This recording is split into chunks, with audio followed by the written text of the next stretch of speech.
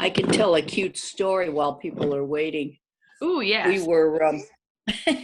We were FaceTiming with our daughter in Oregon a few days ago, and the way we sit here, we can look out at our bird feeders and so forth. And while we were talking to her, all of a sudden a scarlet tanager flew in. And that's the first one we have seen in I don't know how long. And so I have my binoculars right here too. So I pulled them right up.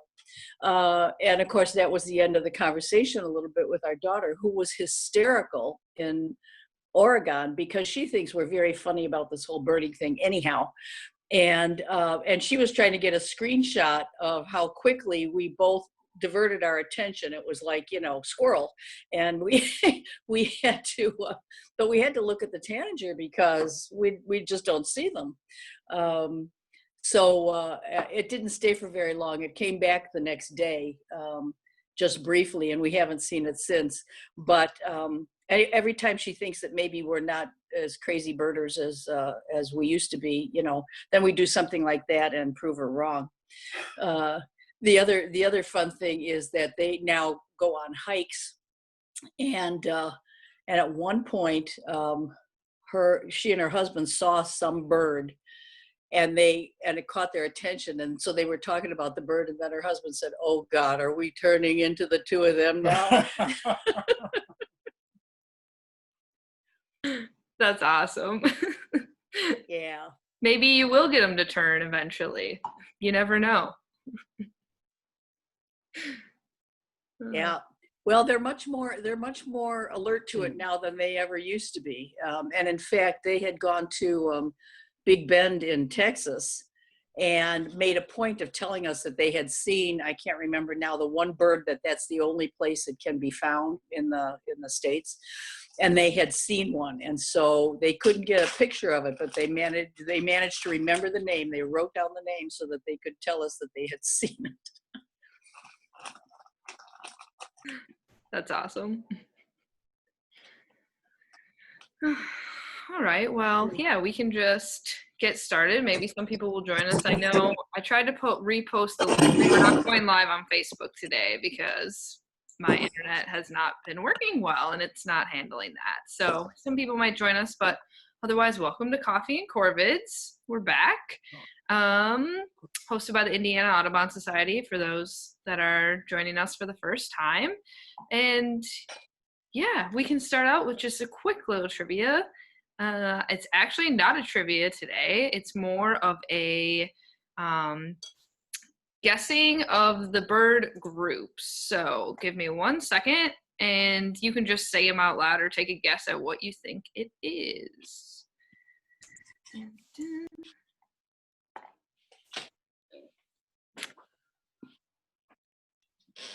It's a sign. Yeah, it's a black sign. 1 second. There we go. Okay. My husband's home working today, so the internet is just not going to cooperate because we're both going to be on it.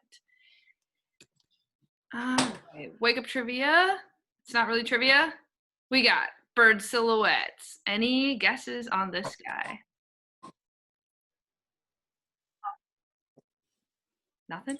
No guesses. One of those keywords, from like Arizona, Blue jays? These are just general groups, by the way. Oh, we're doing groups. Yeah. Sorry if you didn't hear me on that. Groups, bird group silhouettes. This guy is, well, this one's actually particular. Cardinal group. Well. All right, next up. We all shouted cardinal, so maybe we were right, sort of. Oh, yeah. Oh, sorry, I might not have heard you. Well, but I think we were just shouting the bird, not the group. But I was anyway. Any guesses on this one? Falcons. Yeah, close. This one they put actually as a kestrel, but yeah, It looks like a kestrel for me. Yeah, falcon group. Falcon's a small kestrel, right? Yeah. Basically. Or kestrel's a small falcon, excuse me. Yes. I was like, wait. Guesses on the sky.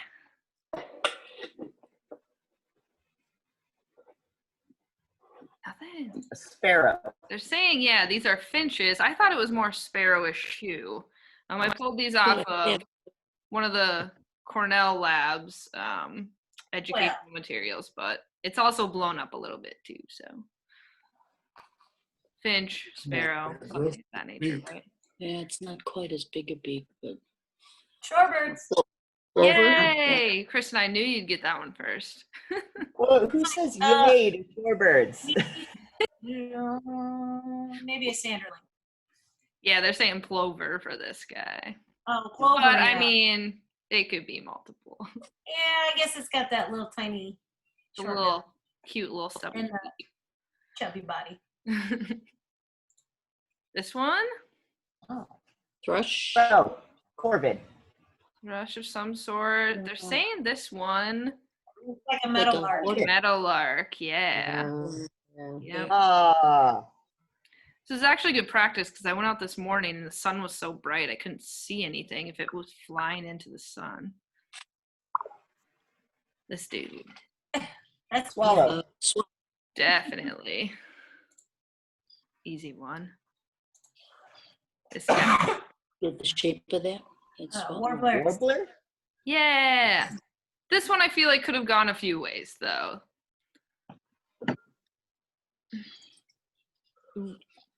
Ah, Angry Sure. bird. shrike, shrike. Angry Bird, yes, it is the Shrike. Shrike group. Ooh, and that's all I got for that. That was just Just for a something little- fun. Tidbit. I skate roller derby also, and that's Shrike is part of my derby name. Ooh, awesome. I like it. What is the name then? You got to tell us the full name. Shrike O'Killa. So, do you know the song Psycho Killer by Talking Heads? So, I wanted something to incorporate good music and birding. So, I'm Shrike O'Killa. That's awesome. Love it. Cute but deadly. There you go. All right, so that was just kind of like a fun little thing that we did at the beginning. And now we can get into what you guys have been seeing. Any birding discussions you want to talk about? Kristen, have you got any updates on your owls? Last week was pretty eventful for you. Yeah, it was really eventful, and they were very active. Both the babies ended up out of the nest cavity Wednesday, Thursday, Friday, Saturday afternoon. I saw everybody, and I haven't really seen them at all since then. So I think they have, I think the parents have moved or got the babies to move into the woods behind my house, maybe. But I haven't been home much the last couple days. I've been birding. So, and like the time when they're normally out, I don't know, my sleeping is messed up. Like I literally just rolled out of bed like 20 minutes ago. Like right before this started. So like in the mornings I haven't seen them, and then like when they're just coming out at sundown, I haven't been home or have been doing something inside the house. So the last couple of days I haven't seen them, which I'm kind of worried now, but I mean, they were grown enough that, and they were feeding and doing real good. So I'm sure that they're still around. I just haven't been paying attention the last few days.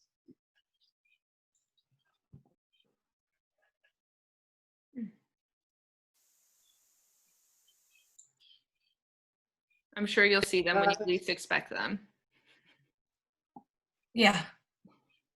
I was driving to Michigan City yesterday, and on my way, I passed a field that had 2 sandhills and their itty bitty little colt with them.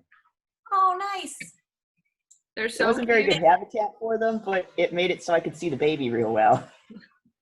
Where was it, Finn? Like off of 420? It was on 421, like north of Westville. On the right-hand side, it was just like a farm field, like a pasture. Yeah, but I mean, even if it's not good habitat for them, they might, they may have had and hatched somewhere else, and then, I mean, they immediately get them out walking. So they were probably just walking through to somewhere else, maybe. Long walk. Does anybody know about the nesting habits of tree swallows? We have some in the bird sanctuary, and they've been flying around, and we have seen them now on 2 adjacent bluebird boxes. And they'll come and they'll perch on the top of the box, and then another bird will come and sometimes be peering in the hole of one box, or actually going in. But we can't tell if they're using both boxes, if they were just trying to select, or what the process was, because they kept coming back and forth. Sometimes it was a single bird, very often it was 2. And by the way, we also had them at our bird feeder yesterday, which we've never seen. So They do love bluebird boxes, but they don't usually nest adjacent to each other, I think. I think usually what happens is you get a bluebird in one and a tree swallow in the other. So they may be picking out which box they like best. But I have seen them at Grand Kankakee. They have like a levee that's got a lot of bluebird boxes, and it seemed like there's a tree swallow in every one. So Yeah, I would say that also, and I can't imagine them not nesting in boxes next to each other or near each other, because that's, I believe, how they nest in the, in tree cavities in the wild, and they'll all use like different holes in the same tree, in big groups together. So I don't see why they wouldn't. It's not like bluebirds they'll, if you have more than one bluebird box on your property, they need to be a certain, distance away, 50 feet minimal, because they will, fight over them. yeah, so we might be seeing 2 pair, or we might be seeing a single pair just trying to choose one. My guess is it's probably 2 pair, but I mean, even if it is, just one, then what they're doing, they probably are just trying to decide which box to be in.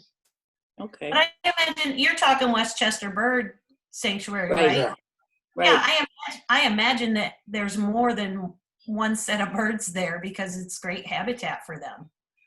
The other day we saw probably at least 20 swallows on a really nice afternoon, and the next, just flying all around. The next day it was colder. We didn't see as many, but they're very active over there.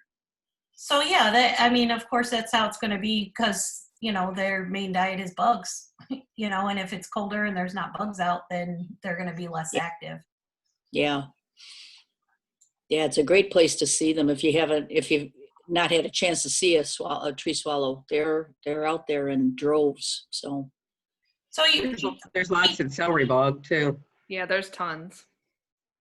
yeah, so keep your eyes peeled at the Westchester for northern rock wing swallows. Oh, what's at your feeder?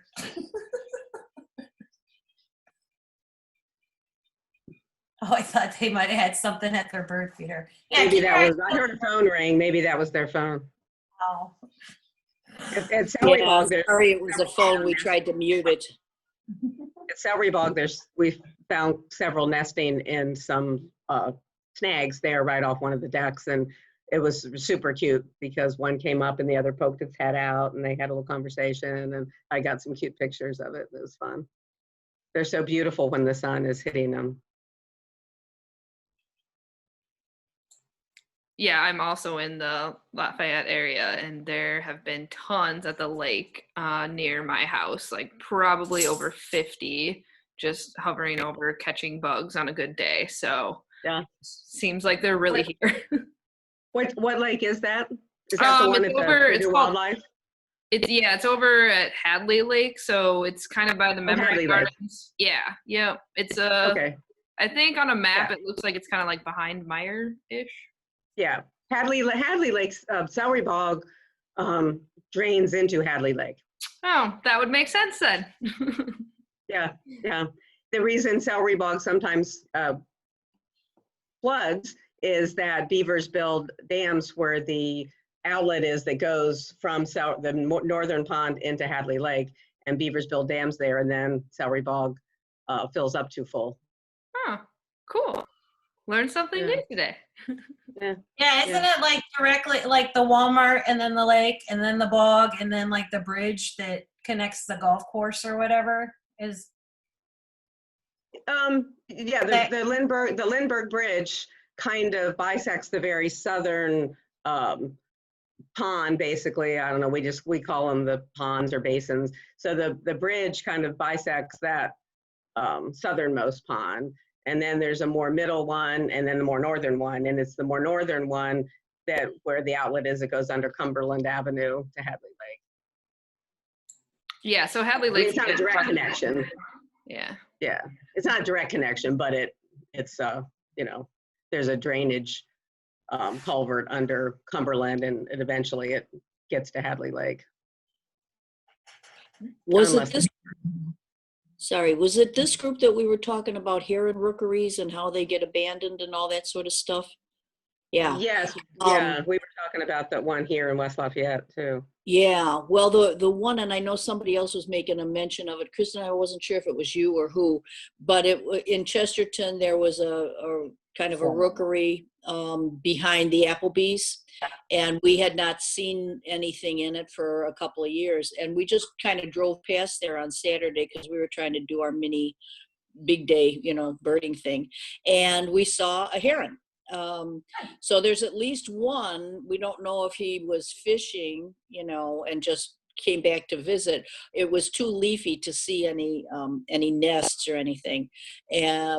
But there was at least one that had shown back up at that little rookery area. So those of you who live locally might want to go back there and see if you can see any others, if it's some, if they're coming back, or if there's like a little vestige that remains, or if they just came to visit. Yeah, that's what I was talking about last time, that when I went by there, I didn't see any nests. So I don't get out and like walk back there because that's somebody's property. But right. What I do is park on that like access road, and there's a couple big pine trees right off. And if you park at a certain angle, you can see back there really well with your binoculars. So, I mean, I'll go over there and check the next time I go out because it only takes a couple minutes. Yeah. Is the Applebee's on Indian Boundary just east of 49? Yes, Correct. and it's not actually Applebee's anymore. It's something else, but it's the little strip mall there behind. Like on the north side of the road by Jewel? Yes. Yeah. I think the sign that property now is says owned Chester. by, I think that's Shirley Hines' property. I'm not sure, but you could ask Sarah, and I'm sure she'd let you know. It might be because there's a section there, but where the actual rookery was is Private. It's private. yeah, private. Yeah. And the Applebee's now is a place called Chester. So the sign says Chester. At one time, there were 42 nests there, but then it got abandoned for a couple of years after bridge construction at the edge of that area. Yeah, it's kind of sad though because I mean it wasn't habitated rookery for very long. I would say no more than 5 years. Yeah. It felt like it just kind of came up and went away, just like that. Yeah, so that's why I was saying I think they might have moved further west down the river. So. Yeah. Yeah, I think the bird we saw on Saturday was just fishing. I saw it fly down, and that was it. But we didn't see any other movement there at all, and could not see any nests. Okay.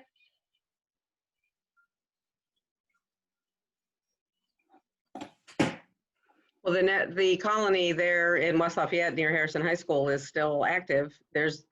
You can't get close enough to know for sure, but it's about 26 nests, and I've been checking it. Fortunately, the leaves haven't obscured the nest yet. Probably will soon, but there seemed to be, because it's pretty far, but and I didn't take a scope, but there seemed to be quite a few birds on the nest that I could see with binoculars and with my zoom on my camera, and a few birds flying in and out. But that first time we saw it, we counted like 22 birds, and I haven't seen that many since. I don't know if they were still building nests or exactly what they were doing, but I haven't seen that many birds at one time. But the nest seemed to be occupied.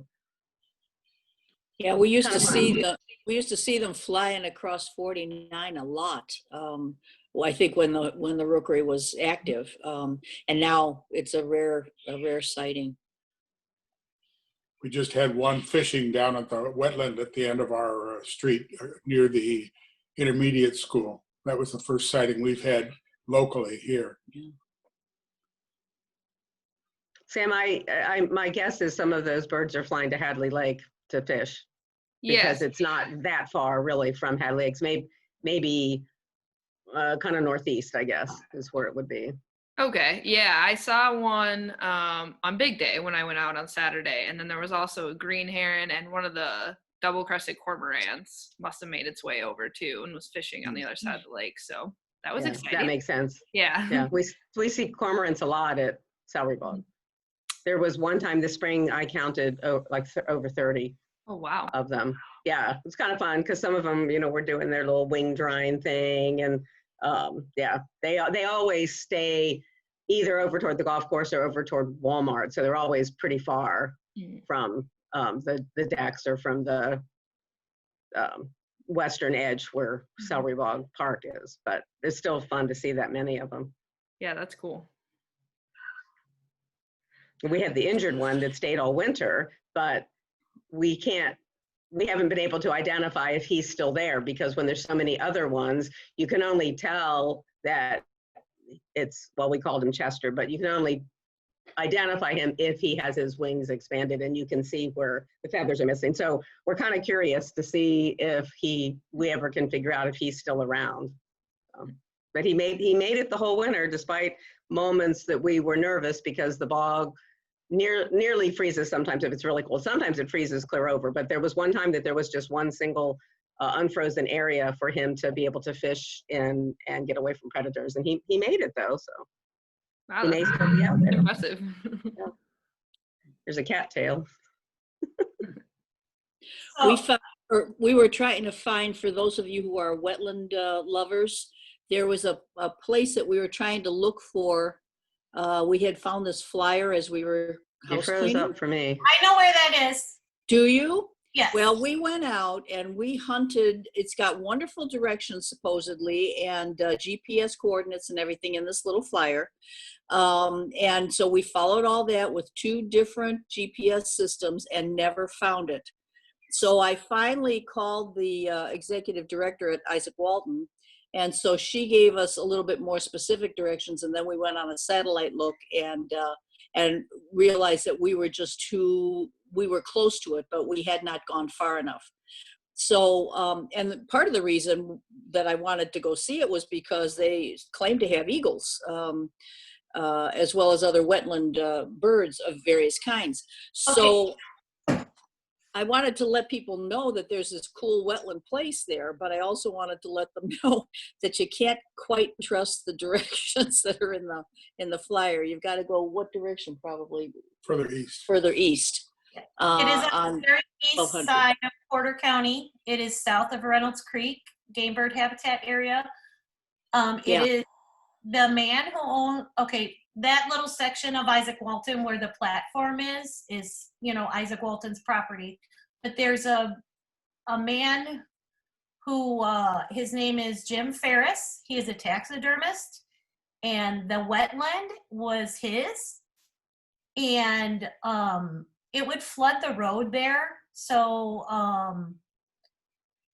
there was some controversy through the county or state or whatever with that, and they actually were repurposing it, and the wetland has drained since then. And that was probably 2 years ago that went on. So that platform had got built when it was a wetland, and then like the next spring, it was totally dry. So, but the property there was amazing for birds. I have seen, it was one of my favorite places to go because I used to live over there on the east side of Porter County, and that's where I would bird Reynolds Creek. And I would bird that property because I became very good friends with Mr. Ferris. Just being out and talking to him. Great warblers right on the like roadside, you could bird from your car. I've seen 2 snowy egrets in there before. I have seen bald eagles in the area. Great ducks, swallows, all different kinds. It was an amazing property. Amazing. And now it's pretty much dried up. So you've been over there since it was dried up? Yeah. Now I haven't been there this spring, but that was, sometime last year when I was there. But I mean, it's nothing, the property is nothing like it was like probably 3 or 4 years ago. Okay. But it's worth checking to see, Yeah. because just the area in general there is great for birding. And if you can't, find, stuff there, that little, the Isaac Walton. So if you come to the intersection of where, I would have to look up the roads, but it's 2 country roads intersect, and Mr. Ferris lives right on the corner, and then just past that is a little tiny turnoff to the parking lot for that platform for the Isaac Walton. Yeah, it was 1200 and 575 were the two, was the intersection. And I got the impression from the executive director that that there was water there now. So, there might very well be. Yeah. So I think we want to go back there mostly because now we're challenged to find the place. But the good news is when we couldn't find it, we got in, there's a little parking lot that we think might be part of the Reynolds Creek stuff. And there was a little water spot there. And I didn't see too much, but I did see one, now I can't remember which kind it was, but it was not a Lincoln sparrow. But it was a sparrow that I had never seen before. So so we got that, which was kind of cool at this Reynolds Creek little area. And we were coming at kind of a weird time of the day anyway. But I didn't know if anybody else knew about this place. And it had such a nice brochure, that I thought it might be flooded with people, but maybe not. So we'll check it out and see. I think maybe the last time I actually birded there may have been sometime last year, spring. And Okay. it may be a little wet, but it's probably not wet like it was. Yeah. Okay. Well, it's nice to know there were eagles over there. So who knows? Maybe if I keep my eyes peeled, I'll find one. I had some interesting feeder birds recently, just not the typical cast of characters. I had, of course, a red-breasted grosbeak and an oriole. Today I saw for the first time an oriole. My neighbor has been getting more orioles, but she had an orchard oriole, which was pretty cool. So I went over and stalked her feeder so I could get a picture of it. So that's been kind of fun. Typically we have these come through, and it's always just a fun time of year to see all the different birds that are passing through that don't normally stop at, they don't normally stay at the feeders. So that's been fun. Someone was talking, I guess some people have had just droves of orioles, people that because I don't put out a lot of stuff for the orioles, but I guess some people have had a lot. And someone said that that early frost we had took out a lot of the insect population. So that probably explains why they're coming to feeders right now, because there's not as many insects available. Kind of fun while it lasts, though. Hopefully that doesn't happen with warblers. Not that a lot of them come to feeders, but like the insect population being down. Yeah, I don't know. That's just what someone that seemed to know what they were talking about said, because I didn't know. Yeah, I mean, I know sometimes there's the eruption years where we get certain species that we don't normally see and whatnot, but people have just noticed that there's way more Orioles, but they say that the jelly isn't really a good nutrition source for them. So it's not really the best thing for them to be eating, because they do need more protein than You can that. I think, is it Brian Cunningham from Wild Birds Unlimited? Yes. I'm sure he would probably agree with this. If you are gonna put jelly out, try to put this stuff out without the high fructose corn syrup in, like natural, But you can put grapes straight out into a suet feeder, and they will eat those too. And I mean, Mhm. And oranges apparently are better than grape jelly. So. You just combine the two and make it marmalade. grape.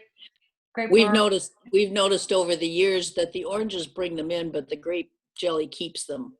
So they move preferentially from the oranges to the grape jelly.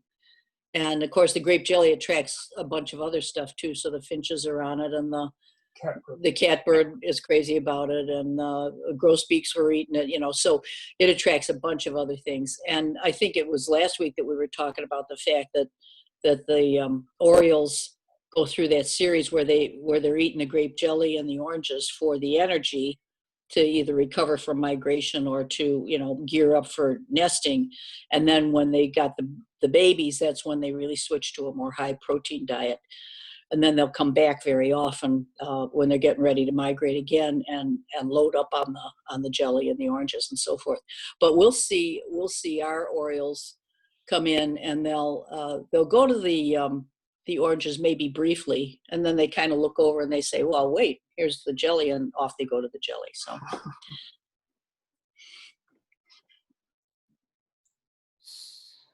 Yeah, someone said seeing tons of Orioles and scarlet tanagers in Kentucky. So it does seem like there are a bunch of them. And I'm with Gail. I'm looking for my orchard Oriole still. So I thought I saw one this morning, but turns out the light was just terrible. And when it flew into the light, it was just another Baltimore. So Yeah, well, I honestly kind of questioned my neighbor whether she was really seeing an orchard or not. And then I saw it for myself. So I ate my words on that, because I kept saying, are you sure it's an orchard Oriole? Was it a male? Yes. Yeah. It was fun. I got some good pictures of it, and yeah, it was fun to watch it. So like I said, I ate my words on that, because I kept thinking, oh, I bet it's not an orchard Oriole. Yeah, I thought maybe she was seeing a female orchard and thinking it, or seeing a female Baltimore and thinking maybe it was a female orchard. But anyway, it truly was a male orchard. So that was fun. Seems like everybody and their brother on Facebook has been seeing summer tanagers lately. Yeah, Tons and of photos where of are it. they? Everybody yeah, but I me. have not seen any. Everybody but us, yes. So I have a friend in Massachusetts, and he was telling me that his land, his backyard, goes right up against a wetland. And so I was like, oh, do you have yellow warblers? Because I thought that'd be a cool yard bird. And he said, well, I don't really know. He's not a birder. And then a couple hours later, he sends me a picture, and he goes, is this a yellow warbler? And it was a goldfinch. So a little bit after that, he was telling me that he went for a hike, and he saw some little yellow birds about the size of a sparrow or smaller, and they were going to a hole in a tree. There was a pair of them, and they were all yellow, and they were tending to their babies in this tree. And I was like, no way. And he's like, yes. And I'm like, were they near water? And he says, oh, yes, it was like in a marshy area. Bastard saw some prothonotary. I mean, it's the only thing it could be, right? Small yellow bird with a nest in a hole in a tree. Non-birders see the best birds. Yep. Well, my friend who was in a bird at all that sent me a picture of the scarlet tanager, and it was just kind of a cell phone picture, kind of in the trees, and she says, oh, I saw this bird, you know what it is? And I was like, yes, can I come out there and see it? She kind of lives a little bit more out than I do. So yeah, I was very jealous, especially since she didn't even know what she was seeing. I feel like that's always the way it goes, right? Like someone will Yeah. send me something. Can you ID this? I'm like, are you kidding? Where are you? I've been looking for this thing for a week. Oh, well, what do you do? Well, I was going to answer that back to the cormorant's question on the chat. Do they nest here in Northwest Indiana? They absolutely do. And they have huge colonies in the steel mill area. And I believe Amy Kearns every year goes in also with the gull and tern colonies that are there. She goes in and counts nests and birds. And it is astounding the amount and of birds that are there that she counts. So yeah, they do nest in Northwest Indiana. And if cormorants may be like down at Celery Bug, you may have, I don't know, maybe like max 10 or something, but like they're up here by the thousands, like if you go to Grant Street Marsh or if you're on the lakefront, huge flocks of them flying.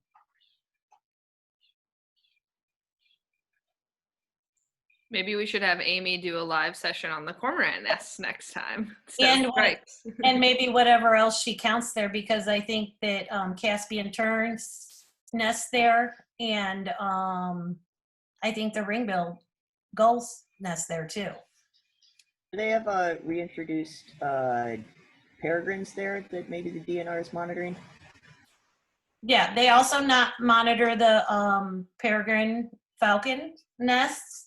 They have nesting boxes all along the lakefront. There's one, I know of two for sure. There's one on the NIPSCO Tower in Michigan City, and there was one on, I'm pretty sure it's still there, on the tower that is in the Port of Indiana, which is a public access site in the steel mill that you can actually go and bird or fish at, but you just have to let them know what you're doing. But there's boxes on each of those. I don't know how many more other ones there are. That would be a good question for Amy, because I think she monitors those also. And no photos in the port. It's Right. very strict about that. It's like a restricted area. Yeah, it is a National restricted security area. matter. Yeah, it is a restricted area, but there is a public access site there, but that's the only thing, you're not allowed to take pictures. And they are watching you because I actually had my scope out and they're like, you can't have that camera in here. And I'm like, it's just a spotting scope, They were ready to kick you out. Camera. Yeah. Awesome. Cool. Any other sightings? Anything cool? Other questions that people have? Where are the warblers? I don't know, but actually our ID game is it gave me an idea this morning. I went out birding and I couldn't find many warblers, but I had to constantly look up at them because they were so high in the tree. So this week's ID game. What was that, Finn? So you get warbler neck. Yeah, that's exactly what happened. And eventually I just had to stop birding and take the rest of the trail because I couldn't look at anything.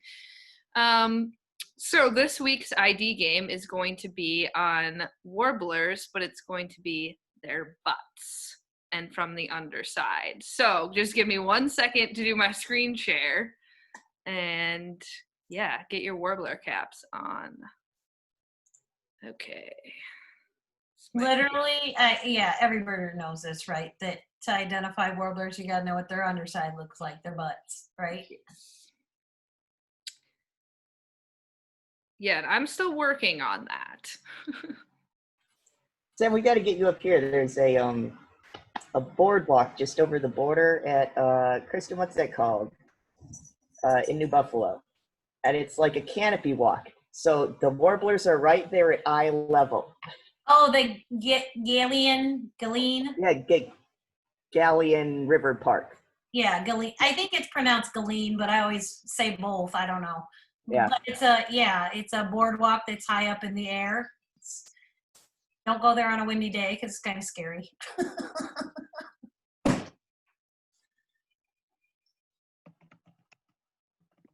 Okay, 1 second. Having technical difficulties. But worst case scenario, I'll just show you the picture via this video. Okay.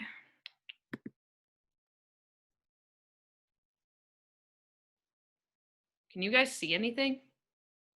No, I don't. What? Just blackness. Black. No. It says you've started screen sharing. To nothing.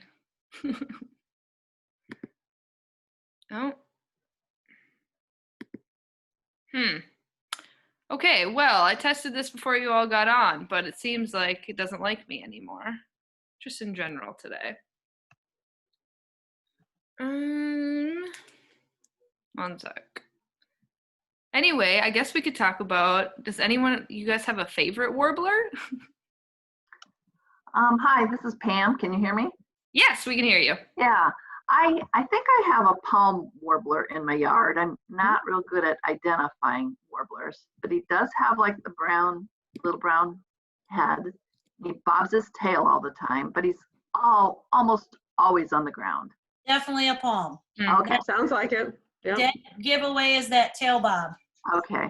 Yeah, he's not real bright. He's kind of dull, but he has a little bit of the yellow, the yellow markings underneath. So, okay, good. There have been a lot of them I've been seeing.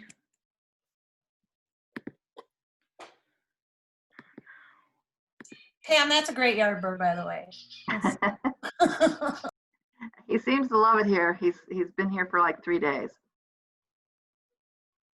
Yeah, that's pretty good. I don't get warblers in my yard. I have a little woods right next to, I live in a subdivision, but there's an empty lot and it's just grown up to woods with lots of leaves, and he pops out of that. I had a Swainson's thrush the 2 years before, but I haven't seen it yet. That's a good spot for a palm warbler. They like to kind of do thrush and sparrow type stuff, kicking leaves on the ground. And I mean, if you really watch them, they're like turning their head sideways, looking for bugs and all over the place down low, and constantly bobbing their tail. Yeah. I one time happened to see a chestnut-sided warbler in the street tree, the tree between the sidewalk and the street in my yard, and I was just so excited. I've never seen a warbler anywhere around my yard since. So yeah, I'm always looking. Gail, I actually saw a chestnut-sided warbler today for the first time ever. Did you? Wow, that's exciting. Out at Purdue Wildlife Area. So I was pretty stoked. I need to go out there. We almost went out there on Sunday and then did not. We were at some friends in Otterburn and almost stopped there. But I need to go because I guess Barney Dunning had a really good day on the big day, Saturday out there. So. Oh, really? I should check it out. Yeah, it's a really nice area. I just started going out or just found it like last week. So yeah. There's a cute little dog. Okay, you can see it. Yay. All right, 1 second. Sorry for the delay. You get to see my dog. Okay, I'm going to do this really fast. Don't look. Is that your backyard? I wish that was my backyard. With the palm trees. Yeah. Don't we all? Yeah. Oh, you live in that house with the palm trees here in town. Yep, that's me. I wish. Come on. All right. So What? another non-birder friend of mine sent me photos of a nest he's got right over his front door, and he was like, "What is this?" And it's a little mud nest. And so I thought it was surely a barn swallow, but it turns out he's got a phoebe nesting right on his house. Cool. Okay, guys, I am ready for the underside warbler test. You can probably just say them out loud. There's not a ton of people here. Here we go. First one. Anybody's gonna shout out anything for these. Yeah, come on. The whole time. Oh, well, that one's easy. Chestnut sided. Yeah, we were just talking about it. It's like meant to be. It is the chestnut sided. Nice work. Yeah, I had a really tough time. I think on my eBird checklist this morning, I put like 5 just plain warbler species that I could not identify. Need to work on that. Northern Perula. Very good. I thought you were going to be bad at this. You're so Okay, good. I'm not. I really am. I'll wait. I'll let everybody else get them. Totally kidding. All I right. Well, should be better. Black and white. Black and yes, white. it is the black and white. I thought it was just going to be their butts, like the tail section. Well, I could have. Warbler. I do like those. I tried to find pictures, but they only have like drawings. I can maybe do that next week. And Google was like, what kind of bird perv are you? Yeah, basically. I typed in bird butts and it just like had a fit. The dark web. Deep, deep, deep in the web. Butterbutt? Yellow rump. Yellow rump. Yeah, butterbutt too. Yeah. Yeah, it is the yellow rump. I did see some of these this morning out there too. There's always a ton of those at Celery Bug. Yeah, they're like rats. They are Like foolers. rats. They are foolers to me. I mean, I think I'm seeing something else, and then it's like, oh, shoot. Exactly. Yes. Yeah. That's Yeah, it. well, That's what I look do. at them all. Look at them all, because I feel like Kirtland's warbler looks like those, and True. you know that'd Yeah. be a good warbler to have. I feel like if I saw Kirtland's, no one would believe me anyway. I wouldn't believe myself if I did. So. Right. This dude. Trickier. Oh. And silence. Is that a Maggie?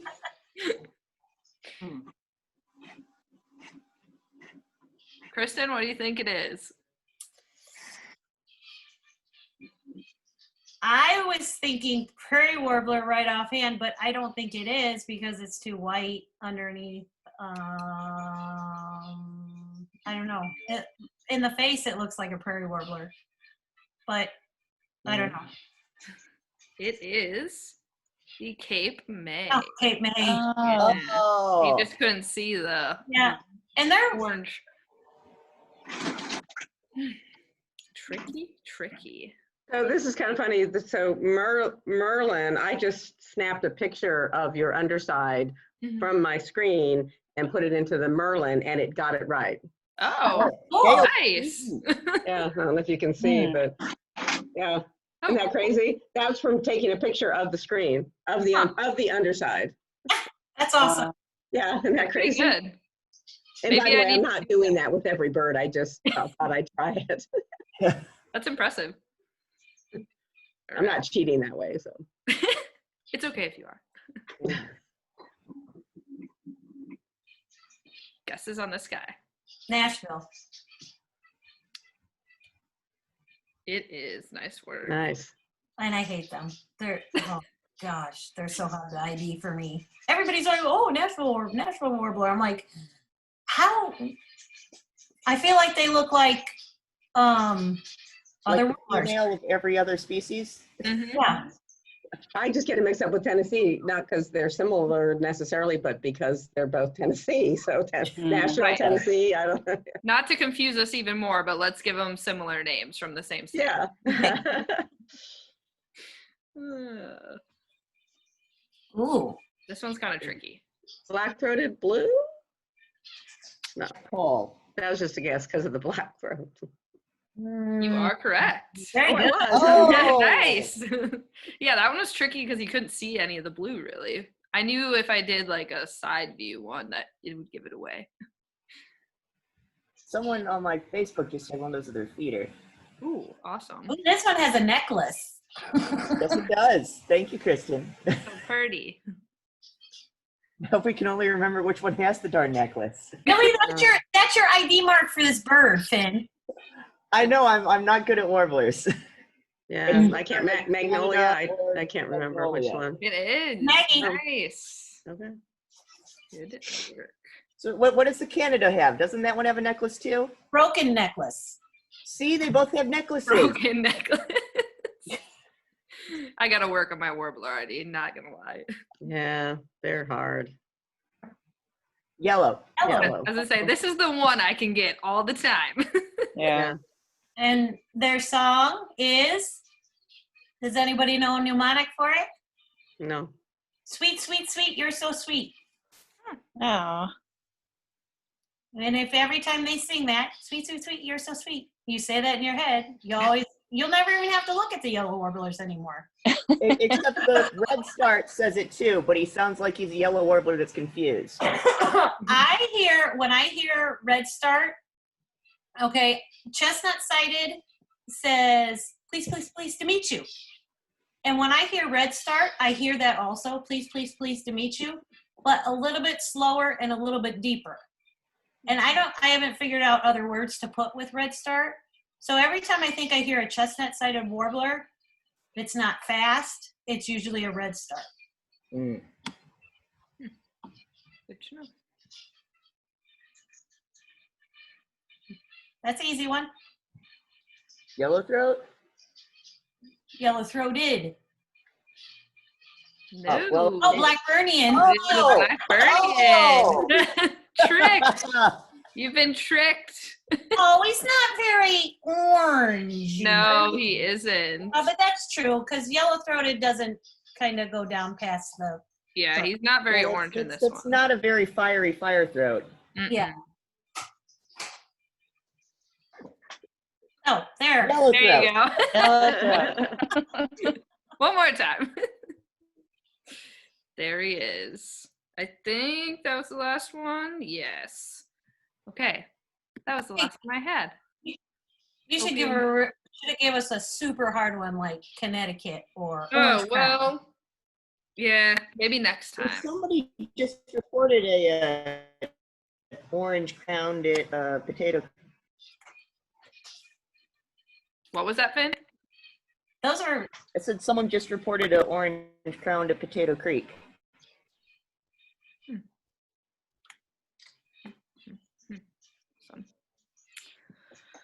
Well, I can do more warbler butts next week. Maybe I'll have some more practice myself, or I'll still have warbler neck, as you call it. But yeah, thanks for joining us today. We can stay and chat. Otherwise, that's all the fun games I have for today. So Thank you. Right. yeah, no problem. Hey, everybody. Always a fun time. Thanks, Good guys. to see you. Thanks. Have a great good week. week, everybody. Bye. Thank you.